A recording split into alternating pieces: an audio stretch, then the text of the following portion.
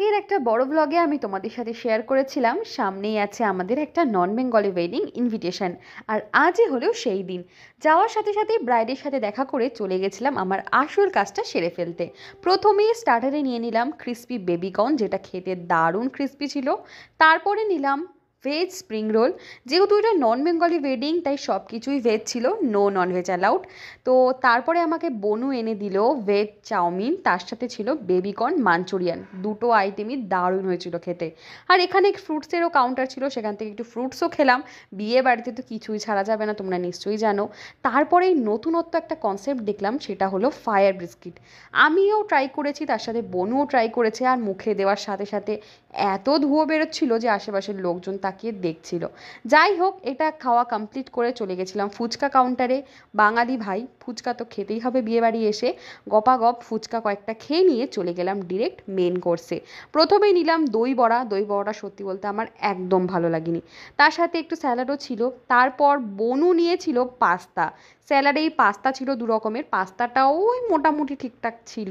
Main কোর্সে প্রথমেই নিয়ে নিলাম মশালা কুলচা, তার সাথে ডাল মাখানি, আর ছিল মিক্স ভেজ। আর মশালা কুলচার ভিতরে স্টাফিংটা কিন্তু আমার অসাধারণ লেগেছিল। মশালা কুলচা দিয়ে প্রথমে একটুখানি মিক্স ভেজটা ট্রাই করলাম, আর তারপর একটু ডাল মাখানি। তিনটে আইটেমই এক কথায় আমার দারুণ লেগেছে।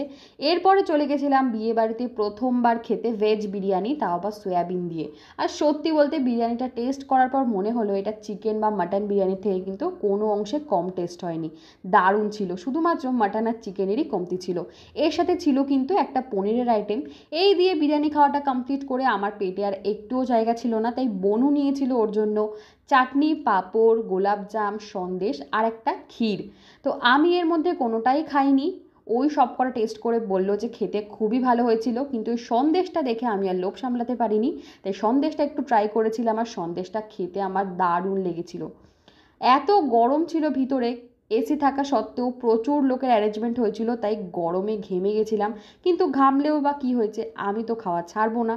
তারপরে চলে গেছিলাম পানের কাউন্টারে। আর পানের কাউন্টারটা কিন্তু দারুণ সাজিয়েছিল সুন্দর করে, তোমরা আশা করি দেখে বুঝতেই পারছো। তো ঝপাঝপ একটা পান নিয়ে নিলাম, বাড়ি ফেরার সময় হয়ে গেছে। আর হাতে একটা ছিল আইসক্রিম। আজকের ভিডিওটা এখানে শেষ করছি। তোমাদের কেমন লাগলো অবশ্যই জানি।